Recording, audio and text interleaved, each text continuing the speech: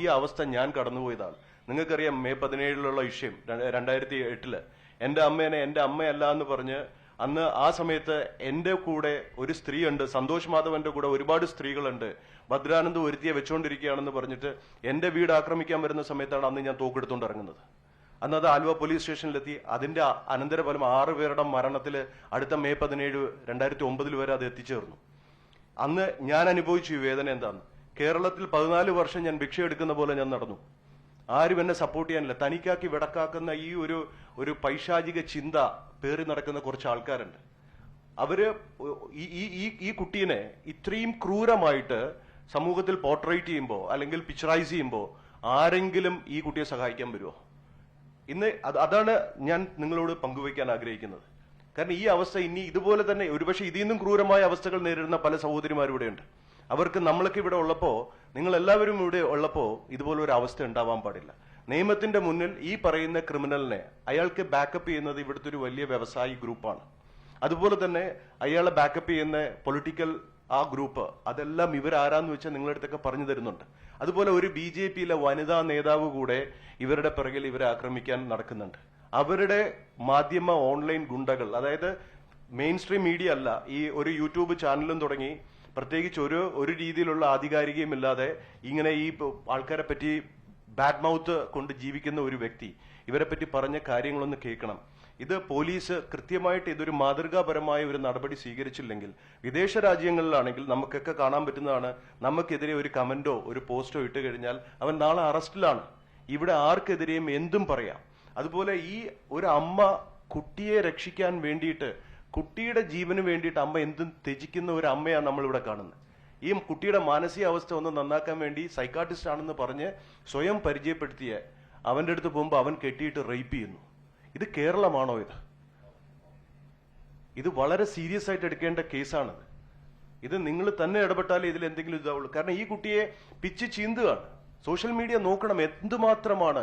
അതുപോലെ തന്നെ ഈ ശബരിമല കലാപം നടത്താൻ ശ്രമിച്ച ടീം, അവരെ ഒരു കാരണവശാലും അവരെ നമുക്ക് ഈ സമൂഹത്തിൽ ഉൾപ്പെടുത്താൻ പറ്റില്ല. ഈ കുട്ടിക്കെതിരെ എന്തുമാത്രം വ്യാജ ആരോപണങ്ങളാണ് ഉന്നയിച്ചുകൊണ്ടിരിക്കുന്നത്. മനസ്സല്ലേ വേദനിക്കുന്നത്. പ്ലീസ് നിങ്ങൾ എന്തെങ്കിലും ഇമ്മീഡിയറ്റ് ആയിട്ട് ചെയ്തേ പറ്റുള്ളൂ. മാത്രമല്ല ഈ പോക്ക് പോവുകയാണെങ്കിൽ പറയുന്നതിനേക്കാളും അപ്പുറമുള്ള ദുരന്തങ്ങൾ ഈ കേരളം ഏറ്റുവാങ്ങേണ്ടതായിട്ട് വരും. സീരിയസ്ലി. ഇതാണ് അരുൺ എന്ന് പറയുന്ന ആ പയ്യൻ.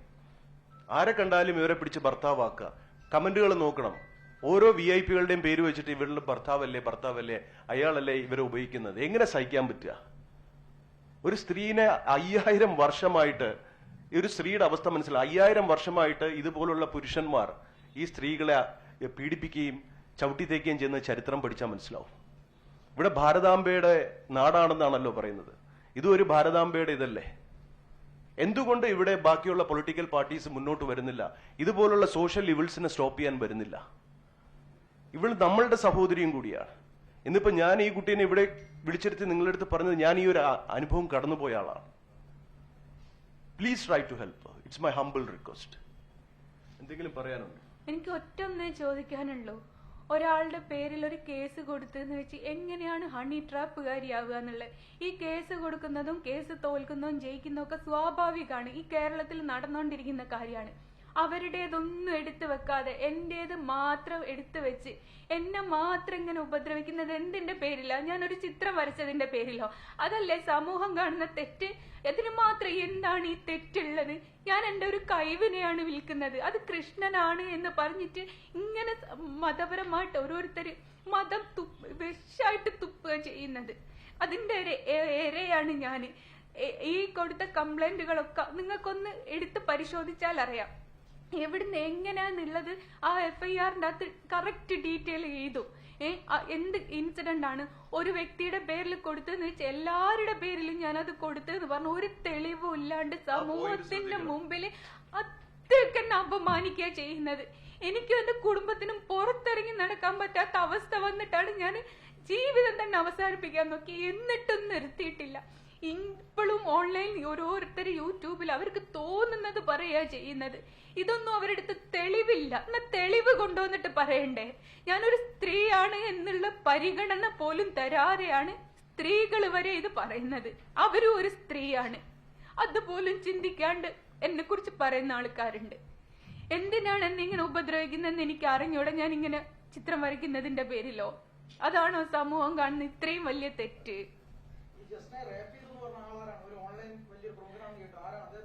ക്യാപിറ്റൽ വിഷൻ 24/7 എന്ന് പറഞ്ഞൊരു യൂട്യൂബ് ചാനൽ നടത്തിയിട്ടുണ്ടായിരുന്നു. അതിന്റെ അവതാരകനാണ്. എന്റെ അടുത്ത് അന്ന് പറഞ്ഞത് റോഷൻ എന്നാണ്, അവന് ഹിന്ദു മതസ്ഥനാണ് എന്നായിരുന്നു പറഞ്ഞത്. പിന്നീടാണ് അവർ അറിയുന്നത് അത് ഹിന്ദു മതസ്ഥനൊന്നല്ല, അവൻ മുസ്ലിമാണ്. റോഷൻ, ഷെനീത്ത്, SK, KRS അങ്ങനെ പല പേരിലും അറിയപ്പെടുന്നുണ്ട്. ഈ വ്യക്തിയുടെ പേരിൽ പല സ്ത്രീകളും പരാതിപ്പെട്ടിട്ടുണ്ട്. പലര് കുടുംബം നശിപ്പിച്ചൊരു പയ്യനാണ് ഇവന്. നിങ്ങൾക്ക് തന്നെ അന്വേഷിച്ചാൽ അറിയാം ഏതൊക്കെ സ്റ്റേഷനിൽ അവന്റെ നേരിൽ ഏതൊക്കെ പെൺകുട്ടികൾ പരാതി കൊടുത്തിട്ടുണ്ട്. അതുപോലും പോലീസുകാർ അന്വേഷിക്കാതെ അവന് സപ്പോർട്ടായിട്ട് മാത്രമാണ് ഈ നിയമം നിന്നത്. നിയമത്തിന് ഒരു കുഴപ്പമുണ്ട്. നിയമത്തിന് പോലീസ് തെളിവ് കൊടുത്താൽ മാത്രമേ, കോടതിയിൽ എത്തേണ്ട തെളിവ് എത്തിയാൽ മാത്രമേ നിയമത്തിന് ആക്ഷൻ എടുക്കാൻ പറ്റുള്ളൂ. അതിന്റെ പിന്നിൽ ആരെങ്കിലും പ്രവർത്തിച്ചിട്ടുണ്ടെങ്കിൽ അതാണ് പറഞ്ഞു കൊടുത്തത്. ഇവന് അന്നത്തെ മാറാട് SI തോമസ് എന്ന് പറഞ്ഞിട്ടുള്ള ഒരു SI ആയിരുന്നു. അവര് അറസ്റ്റ് ചെയ്യാൻ പോയടുത്തുനിന്ന് ഇവർ അറസ്റ്റ് ചെയ്യാണ്ട് പോകുന്നു. അപ്പൊ ഞാൻ ചോദിച്ചു എന്താ സാറേന്ന്? അത് ഞങ്ങളെ സിദ്ദീഖ് വിളിച്ച് പറഞ്ഞതാണ് എന്ന് പറഞ്ഞ്. ഈ സിദ്ദീഖ് എന്ന് പറയുന്ന ഇപ്പോഴത്തെ MLA ആണ് എല്ലാവിധ സപ്പോർട്ടും ഓൾക്ക് ചെയ്തു കൊടുക്കുന്നത്.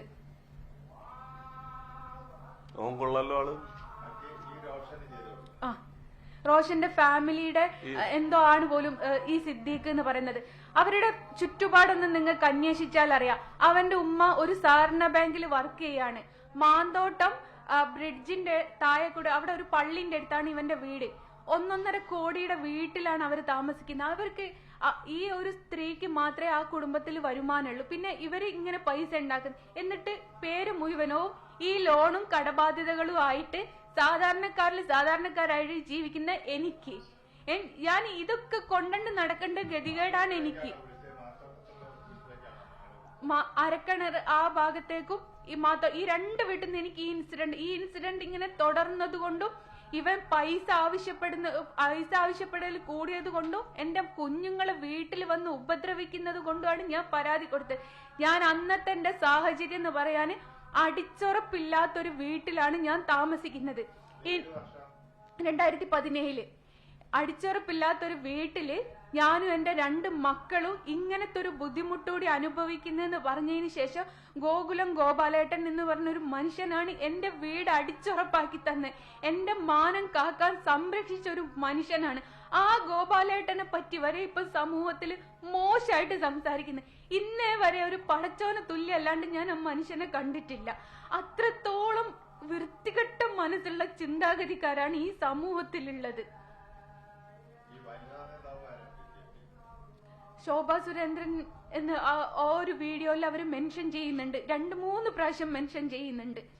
അതായത് ഈ ശോഭയുടെ ഒരു ഓൺലൈൻ ഗുണ്ടയുണ്ട്. അയാളാണ് ഇവരെ പറ്റി വളരെ മോശമായിട്ട് ഇപ്പൊ സംസാരിക്കുന്നത്. എന്നിട്ട് അയാൾ ആ വീഡിയോയിൽ തന്നെ പറയുന്നുണ്ട്, ഞാൻ ശോഭ ചേച്ചി അറിയിക്കുന്നു. ശോഭ ആരാ പറഞ്ഞോട്? Baiju VK Baiju news cafe എന്ന് പറഞ്ഞ് നടത്തുന്നത്. അതിൽ പറഞ്ഞിരിക്കുന്ന വാക്കുകൾ ഒരു മാധ്യമ ന്യൂസ് കഫേ ലൈവ്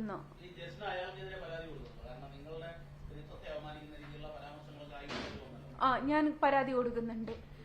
കമ്മീഷണർക്ക് പരാതി കൊടുക്കും. ഇപ്പൊ അത്രത്തോളം മോശമായിട്ടുള്ള രീതിയിലാണ് ഈ വീഡിയോ ഒക്കെ ഇവര് പുറത്തുവിടുന്നത്. അല്ലെങ്കിൽ എന്തെങ്കിലും തെളിവിന്റെ അടിസ്ഥാനത്തിലാണെങ്കിൽ ഓക്കെ, ഇതൊരു തെളിവില്ലാണ്ട് എങ്ങനെയാണ് ഒരാളുടെ പേരിൽ ഇങ്ങനെയും ക്രൂരമായിട്ട് മർദ്ദിക്കുന്നത്? നിങ്ങൾക്കെല്ലാം അറിയാം, ഓൺലൈനിൽ ഇപ്പൊ അല്ലെങ്കിൽ ഒരു മീഡിയയിൽ ഒരു വാർത്ത ഇടുകയാണെങ്കിൽ പോലും അതില് ഇരയുടെ പേര് മറിച്ചിട്ട് ഒരുപാട് ക്രൈറ്റീരിയസ് ഉണ്ട് അല്ലെ?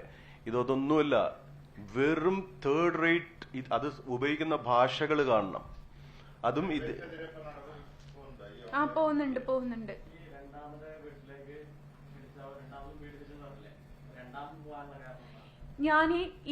ഞാൻ പറഞ്ഞല്ലോ, എനിക്ക് സമൂഹത്തിൽ സപ്പോർട്ട് ഇല്ലാത്തോണ്ട് ഞാൻ ഇവന്റെ അമ്മ എന്ന് പറയുന്ന സ്ത്രീ, അവരെ അമ്മ എന്ന് ഒരിക്കലും വിളിക്കാൻ പറ്റൂല. അതുകൊണ്ട് അമ്മ എന്ന് പറയുന്ന സ്ത്രീ എന്ന് പറഞ്ഞ നദീറ എന്ന ആ ലേഡിന്റെ പേര്, സാരണ ബാങ്ക് മെഡിക്കൽ കോളേജിന്റെ അടുത്ത് നിങ്ങൾക്ക് അവിടുത്തെ CCTV ദൃശ്യം നോക്കിയാൽ അറിയാം. അവിടെ ഉണ്ടെങ്കിൽ ഞാൻ ആ സ്ത്രീന്റെ കാല് പോയി പിടിച്ച് പറഞ്ഞു, നിങ്ങളുടെ മോനാൽ എനിക്ക് ഇങ്ങനെ ഒരു ഉപദ്രവം വന്നു, ഇന്നതിന് ശേഷം ഇങ്ങനെ ഭീഷണിപ്പെടുത്തുന്നുണ്ട്, എന്തെങ്കിലും ഒരു പരിഹാരം കണ്ടെത്തി ഞാൻ ഒന്നിനും വരൂല, എനിക്ക് വന്ന അനുഭവം ഓക്കെ, എനിക്ക് വിഷയമല്ല, എനിക്ക് ആരോടും പറയാനില്ല എന്ന് സഹിത ആ ലേഡിന്റെ കാല് പിടിച്ച് ഞാൻ പറഞ്ഞു. അങ്ങനെ ഒരിക്കൽ ആ ലേഡി ഇങ്ങോട്ട് പറഞ്ഞു, നീ വാ നമുക്ക് സംസാരിക്കാന്ന് പറഞ്ഞിട്ട് ആ ലേഡി, ഈ ഇവന്റെ തള്ളാന്ന് പറയുന്ന സ്ത്രീയാണ് എന്നെ ആ വീട്ടിലേക്ക് വിളിച്ചു വരുത്തി. ഞാൻ അവിടെ എത്തി നോക്കുമ്പോ ഈ സെൻട്രൽ ജയിൽ പോലത്തെ മതിലും ഈ പിന്നെ ഗേറ്റൊക്കെ. അപ്പൊ ഞാൻ ആ സ്ത്രീനെ വിളിച്ചു, ഇതെന്നാണോ വീട്, ഇവിടേക്ക് എനിക്ക് കയറാൻ പറ്റുമോ? എന്നപ്പോ അവര് പറഞ്ഞു, ഞാൻ ഉള്ളിലുണ്ട്, ഇങ്ങി കയറിക്കോ എന്ന് പറഞ്ഞിട്ടാണ് ഞാൻ പിന്നീട് ആ വീട്ടിൽ പോകുന്ന. ആ സ്ത്രീ വിളിച്ചിട്ടാണ് ഞാൻ പോകുന്നത്. ഇതൊക്കെ ഞാൻ പോലീസുകാരുടെ അടുത്ത് പറഞ്ഞു കൊടുത്ത്, ഇതൊന്നും എവിടെയില്ല, ഞാൻ കൊടുത്ത മൊഴിയല്ല എവിടേക്ക് എത്തിയത്, കോടതിയിലേക്ക് എത്തിയത്, എങ്ങനാ മാറി മറിഞ്ഞതെന്ന് എനിക്ക് അറിഞ്ഞൂടാ.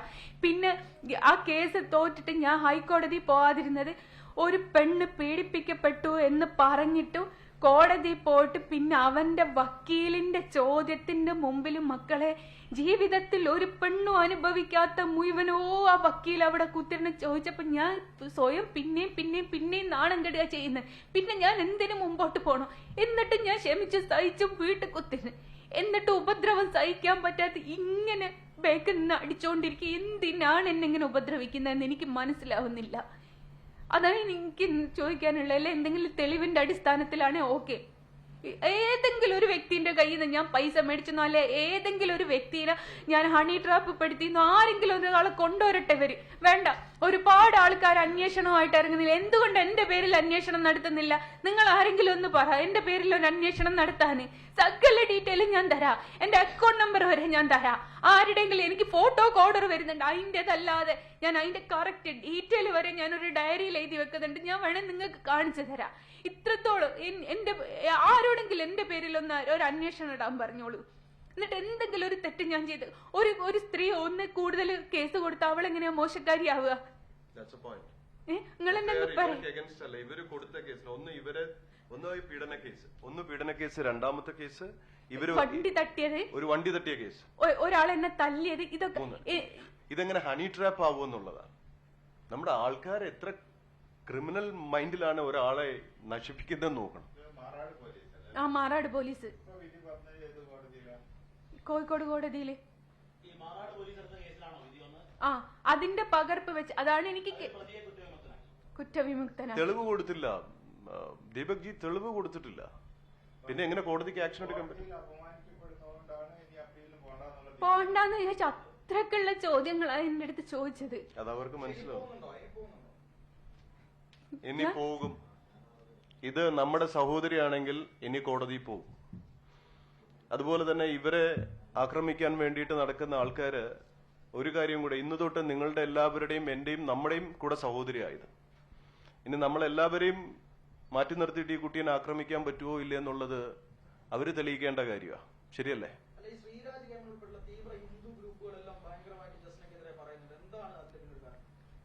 അതെന്താന്ന് എനിക്ക് അറിഞ്ഞൂടാ. അത് അയാൾ ഒരാളടുത്ത് പറഞ്ഞത് എനിക്ക് ഓർമ്മയുണ്ട്. ഹിന്ദുക്കൾക്ക് കിട്ടാത്ത ഓർഡർ എനിക്കുണ്ട് പോലും.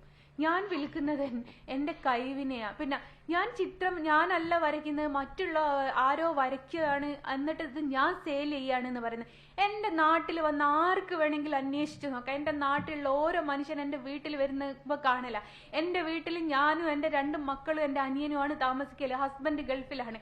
എന്റെ വീട്ടിൽ വന്ന് ആർക്ക് വേണമെങ്കിലും വന്ന് നോക്കാവുന്ന, ഞാനാണോ വരയ്ക്കുന്നത് മറ്റൊരാളാണോ? എന്റെ വീട്ടിൽ വന്നാൽ ഞാൻ കാണിച്ചു തരാം. ഞാൻ എന്നിട്ട് സോഷ്യൽ മീഡിയയിൽ ഇതേപോലെ ഞാൻ ഓരോന്ന് കാണിക്കുന്നത് പോണോ, ഞാൻ വീഡിയോ എടുത്ത് പോസ്റ്റ് ചെയ്യുന്നത്, ഞാൻ തന്നെയാ വരയ്ക്കുന്നതെന്ന് അറിയിക്കാൻ വേണ്ടിട്ട്. ആ ഒരു പോയിന്റ് അല്ല അദ്ദേഹം പറഞ്ഞതിന്റെ പോയിന്റ്. ഹലോ, ശ്രീരാജ് കൈമൾ എന്തുകൊണ്ടാണ് ഇത് ചെയ്യുന്നതെന്ന് വെച്ചാൽ, ഇവിടെ ഇസ്ലാം വർഗീയതയുടെ ഒപ്പം തന്നെ ഹിന്ദു വർഗീയത കേരളത്തിൽ പ്രചരിപ്പിക്കുന്ന ഗ്രൂപ്പാണ് ഈ ഹിന്ദു ഹെൽപ്പ് സെന്റർ എന്ന് പറയുന്ന പ്രതീഷ് വിശ്വനാഥിന്റെ നേതൃത്വത്തിൽ നടക്കുന്ന ഗ്രൂപ്പ്. ഈ ആള് സംഘത്തിൽ നിന്ന് പുറത്താക്കിയ ആളാണ്. അയാൾക്ക് സംഘവുമായിട്ട് യാതൊരു ബന്ധവുമില്ല. ഇതുപോലെ തന്നെ ഇയാൾ ഈ ഹിന്ദു എക്സ്ട്രീമിസം പറഞ്ഞുകൊണ്ട് കേരളത്തിൽ ഒരുപാട് കലാപങ്ങൾ പ്ലാൻ ചെയ്തതാണ്. ലാസ്റ്റ് ഉണ്ടാക്കാൻ ശ്രമിച്ച കലാപമാണ് ഈ ശബരിമലയുടെ പേരിൽ. അന്ന് AHPയുടെ ലോഞ്ച് ചെയ്യുന്ന സമയമായിരുന്നു. പ്രവീൺ തൊഗാഡിയ കേരളത്തിൽ ഈ പാർട്ടി കൊണ്ടുവരാൻ വേണ്ടി AHP എന്ന് പറഞ്ഞ ഈ പാർട്ടി അയ്യപ്പ ഹെൽപ്പിംഗ് അയ്യപ്പ ഹിന്ദു പരിഷത്ത് എന്ന് പറഞ്ഞിട്ട് ഇവര് ആൾക്കാരെ മാനിപ്പുലേറ്റ് ചെയ്ത് സെക്രട്ടേറിയറ്റിന്റെ ഫ്രണ്ടിൽ കൊണ്ടുവരാൻ ശ്രമിച്ചു. 5 ലക്ഷത്തോളം വരുന്ന ആൾക്കാരായിരുന്നു അതിൽ പങ്കെടുക്കാൻ വന്നത്. ഞാൻ അന്ന് EP ജയരാജനോട് വിളിച്ചു പറഞ്ഞു, അന്ന് മുഖ്യമന്ത്രി സ്ഥലത്തില്ല, US-ലായതുകൊണ്ട് EP ജയരാജനോട് വിളിച്ചു പറഞ്ഞു, ഇങ്ങനെ ഒരു അപകടം ഉണ്ട്, ആൾക്കാരെ തെറ്റിദ്ധരിപ്പിച്ച് സെക്രട്ടേറിയറ്റിന്റെ ഫ്രണ്ടിൽ അയ്യപ്പന് വേണ്ടിയിട്ട് സംസാരിക്കാൻ മീൻസ് പ്രതിഷേധം നടത്താൻ കൊണ്ടുവരികയാണ്. പോലീസിന് നേരെ പെട്രോൾ ബോംബും ഇത് കല്ലുമെറിയാൻ ഇവർ പ്ലാൻ ചെയ്തിട്ടുണ്ട്. ഈ 500 പേരോ 5000 പേരോ കൂടിയാൽ നിറയുന്ന സ്ഥലമാണ് സെക്രട്ടേറിയറ്റിന്റെ ഫ്രണ്ടിൽ. ഈ പോലീസിന് നേരെ ഇത് വന്നു കഴിഞ്ഞാൽ പോലീസ് ലാത്തി വീശും, തിക്കിലും തിരക്കിലും പെട്ട് ഒരുപാട് പേര് മരിക്കും, അത് അവര് പൊളിറ്റിക്കൽ അഡ്വാൻറ്റേജ് ആയിട്ട് അവർ മാറ്റും എന്ന് പറഞ്ഞു. അങ്ങനെ ഞാനൊരു ലൈവ് വന്നിട്ടത് ഇന്നും സോഷ്യൽ മീഡിയയിൽ കിടപ്പുണ്ട്. ജനങ്ങൾ ഈ വാക്ക് കേട്ട് ഇതിൽ കാര്യമുണ്ടെന്ന് കരുതിയിട്ട് തിരിച്ച് അവര് ശബരിമലയിലേക്ക് നടന്നു. കാരണം ഞാൻ പറഞ്ഞു, അയ്യപ്പൻ ഇരിക്കുന്ന ശബരിമലയിലാണ്, സെക്രട്ടേറിയറ്റിലല്ല, അവിടെ ഈ ആവശ്യമില്ലാതെ ഒരു കലാപം സൃഷ്ടിക്കുന്ന സാഹചര്യം ഉണ്ടാക്കരുതെന്ന് പറഞ്ഞു. അങ്ങനെ പോയി അവർ ശബരിമലയിലെത്തിയപ്പോൾ അവിടെയും ഇവർ ഇതേ പ്രശ്നം ഉണ്ടാക്കിയപ്പോഴാണ് ശബരിമലയിൽ പോലീസിന് ലാത്തി വീശേണ്ടി വന്നത്. അപ്പൊ ആ ഗ്രൂപ്പ് ഇവിടെ പല തരത്തിൽ, ഇവിടെ മുസ്ലിങ്ങൾ ഒരു 10 വർഷം മുമ്പുള്ള ആ മുസ്ലിം ഹിന്ദു സൗഹാർദ്ദം ഇന്ന് തകർന്നതിന്റെ ബാക്ക് എൻഡ് പ്രവർത്തിക്കുന്ന എലമെന്റ് ഇവരാണ്. പല തവണ ഞാൻ ഇവർക്ക് വാർണിംഗ് കൊടുത്തതാണ്, ഇതല്ല സനാതന ധർമ്മം, തീവ്ര ഹിന്ദുത്വം പറഞ്ഞ് വരരുത് ഇവിടെ കേരളത്തിൽ. പക്ഷെ ഇവര് ഈ കുട്ടിക്ക് കൊടുക്കുന്ന ഇത്, അതായത് കൃഷ്ണന്റെ കാര്യം പറഞ്ഞു, ഇവർക്ക് ഇവരുടെ കൂട്ടത്തിൽ നിൽക്കണം. ഇവിടെ കൃഷ്ണൻ എന്താ ഏതെങ്കിലും ഗ്രൂപ്പിന്റെ ഭാഗമാണോ? ഇത് പറയാനാണെങ്കിൽ ഇവിടെ തീരില്ല. ഇതിനൊക്കെ എതിരെ വളരെ ശക്തമായിട്ട് തന്നെ ഓരോ സ്റ്റെപ്പ് എടുത്തില്ലെങ്കിൽ ഇനി വരാൻ പോകുന്നത് വലിയ ബുദ്ധിമുട്ട്. ഇതുപോലെ ഒരു കുട്ടിയല്ല ഇവിടെ പീഡിപ്പിക്കപ്പെട്ടിരിക്കുന്നത്. നമ്മൾ കാണുന്നതിനേക്കാളും കാണാത്ത പ്രശ്നങ്ങളാണ് ഇവിടെ നടക്കുന്നത്. ഈ മുസ്ലിം ഹിന്ദു വർഗീയതയ്ക്ക് രണ്ടും ഫണ്ട് ചെയ്യുന്ന ഒരു സോഴ്സാ. ഈ പ്രതീഷ് വിശ്വനാഥിന്റെ ഡീറ്റെയിൽസ് എടുക്ക്, അന്വേഷിക്കേ, അയാൾ എന്ത് കോൺട്രിബ്യൂഷനാണ് സമൂഹത്തിൽ ചെയ്തെന്ന് നോക്കി. ഇതുപോലുള്ള ആൾക്കാരുടെ ജീവിതം നശിപ്പിക്കുന്ന ഇതാണോ ഇവര് ചെയ്യുന്ന കോൺട്രിബ്യൂഷൻ? ഇതാണോ സനാതന ധർമ്മം? അപ്പൊ പേര് കേൾക്കുമ്പോ എല്ലാവരും ഇവര് ഈ ഖാവി കൊടിയും ഇതും വെച്ചിട്ട് ഇറങ്ങുമ്പോ പേര് ജനറലൈസ് ചെയ്ത എല്ലാ ഹിന്ദുക്കൾക്കുമാണ് ചീത്തപ്പേര് വരുന്നത്. ഹിന്ദുക്കൾ ഒരിക്കലും ഇതുപോലെ ഒരു കുട്ടീനെ പീഡിപ്പിക്കാനോ ഇതുപോലെ ഒരു കാര്യത്തിന് തള്ളിവിടുകയോ ചെയ്യില്ല. നല്ല ഇസ്ലാമും ഒരിക്കലും ഇതുപോലെ ഒരു അവസ്ഥ ഉണ്ടാക്കില്ല. കരുണയുള്ളവരുടെ വിശ്വാസ പ്രമാണമാണത്. ഇതിന് നാറുന്നത്, ഒറ്റപ്പെടുന്നത് മതവിശ്വാസങ്ങളാണ്. നമുക്ക് നിയമപരമായിട്ട് തന്നെ മുന്നോട്ട് പോകണം. ഈ പറയുന്ന ഈ കുട്ടിയെ പീഡിപ്പിച്ച ആ വ്യക്തിയെ നിയമത്തിന്റെ മുന്നിൽ കൊണ്ടുവരണം. ഒന്ന്, അതിപ്പോ കേസ് ഇപ്പൊ കമ്മീഷണർക്ക് കൊടുക്കും. പിന്നെ ഈ മാധ്യമത്തിലൂടെ ഇവരെ ആക്രമിക്കുന്ന ഇത് സത്യം പറഞ്ഞ ഒരു ബില്ലായിട്ട് പാസ്സായി. ഇത് ഈ കുട്ടിയുടെ കേസ് മാത്രം എടുക്കരുത്. സമൂഹത്തിൽ ആരെങ്കിലും ഒരു കാര്യം സഭ്യമായ ഭാഷയിൽ പറയട്ടെ, എന്തൊരു ഇത് അരാജകമായ രീതിയിലാണ് ഇവര് പ്രതികരിക്കുന്നത്. പോകും. അത് ഇത് കറക്റ്റായിട്ട് ഈ കുട്ടീനെ ഒരു നല്ലൊരു നിയമോപദേശകന്റെ അടുത്ത് എത്തിച്ച് ആ കുട്ടിക്ക് നിയമപരമായ സഹായം എത്തിച്ചു കൊടുക്കുക. പിന്നെ ഇപ്പോ ഓൺലൈനിൽ ഈ കുട്ടീനെ ആക്രമിക്കുന്നതും ഈ രീതിയിൽ ചെയ്യുന്നവർക്കെതിരെ കമ്മീഷണർക്ക് പരാതി കൊടുക്കും. നിയമപരമായിട്ട് തന്നെ മുന്നോട്ട് പോകണം, അല്ലാതെ നമ്മൾ വേറെ രീതിയിൽ പോയിട്ട് കാര്യമില്ലല്ലോ.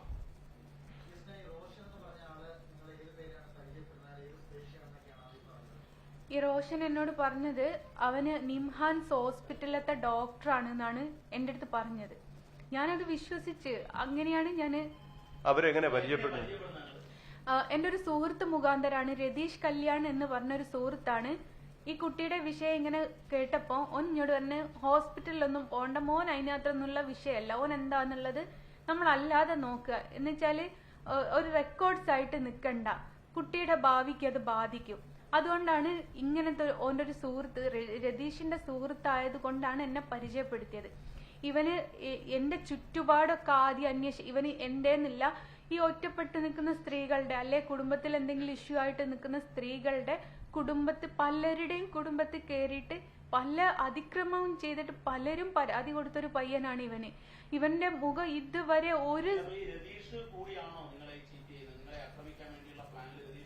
ഇല്ല, രതീഷ് പങ്കാളിയല്ല. രതീഷ്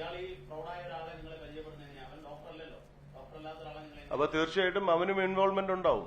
അതിന് എനിക്കറിയില്ല. ഞാൻ രതീഷിനെ വിശ്വസിച്ചത് കൊണ്ടാണ് ഈ പയ്യനെ വിശ്വസിച്ചത്. നമ്മളൊരു സുഹൃത്തിനെ വിശ്വസിക്കൂലേ, ആ ഒരു വിശ്വാസത്തിന്റെ പുറത്താണ് ഞാൻ ഇവന്റെ ഈ വീട്ടിലോട്ട് പോയത്. സംസാരിച്ചിരുന്നു.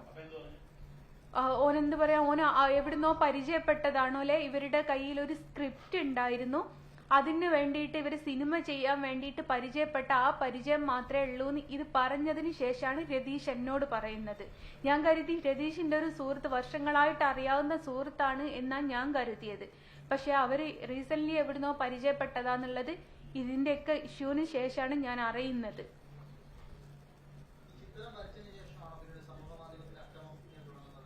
എനിക്ക് വര തുടങ്ങി അന്ന് തൊട്ടിട്ട് ഇങ്ങനെ ആക്രമിക്കാണ്. ഒരു ചിത്രം വരയ്ക്കുന്നു എന്നുള്ള ഒരു തെറ്റല്ലാതെ അത് തെറ്റായിട്ട് എനിക്ക് തോന്നിയിട്ടില്ല കേട്ടോ. കാരണം എന്റെ ഒരു വരുമാന മാർഗമാണ്. അത് സമൂഹത്തിനൊരു തെറ്റായിട്ട് തോന്നിയിട്ടാണ് മക്കളെ ജീവിക്കാൻ പറ്റാത്ത, പുറത്തിറങ്ങാൻ പറ്റാത്ത, മാനം വരെ പോകുന്ന അവസ്ഥയിലേക്ക് എനിക്ക് വന്ന് ഒരു സ്ത്രീയുടെ ഏറ്റവും വലുതാണ് അവളുടെ മാനം. ഇതിനൊക്കെ ഞാൻ ഇതിനു മുമ്പ് ഒരു മീഡിയ പറഞ്ഞപ്പം പലരും കമന്റ് ഇട്ടത് ഞാൻ കണ്ടു. അപ്പോൾ എന്ത് ചെയ്താലും കുറ്റം ഉസ്താദിനെന്ന്. ആ ഉസ്താദ് എന്ന് പറയുന്ന ഒരു ചെങ്ങായി എന്റെ മോനോട് അന്ന് അങ്ങനെ ഈ മതത്തിന്റെ പേരിൽ എന്റെ മോനെ ഉപദ്രവിച്ചിട്ടില്ലായിരുന്നേ.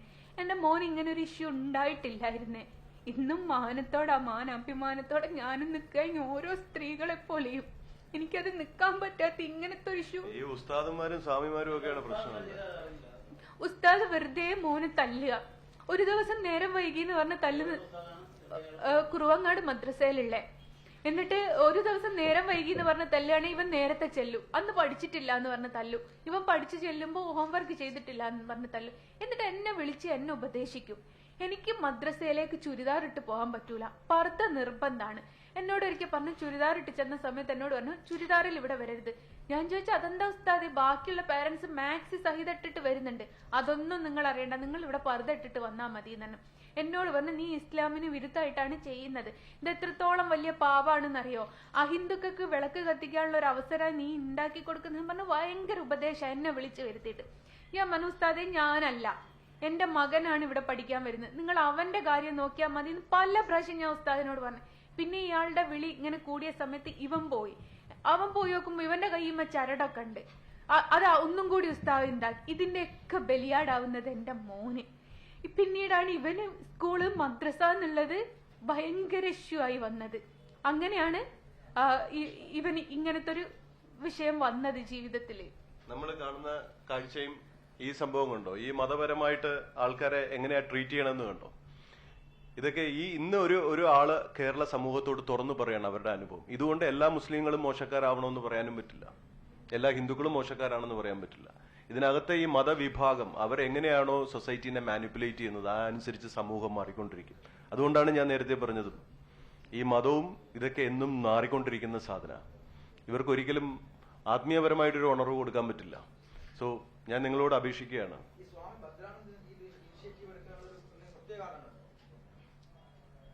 ഇതാരെ ഇവരെ കൊണ്ടുവരുമോ? പിന്നെ വേറെ ഞാൻ കടന്നുപോയ ഒരു വഴിയല്ല ഇവരും കടന്നുപോയത്.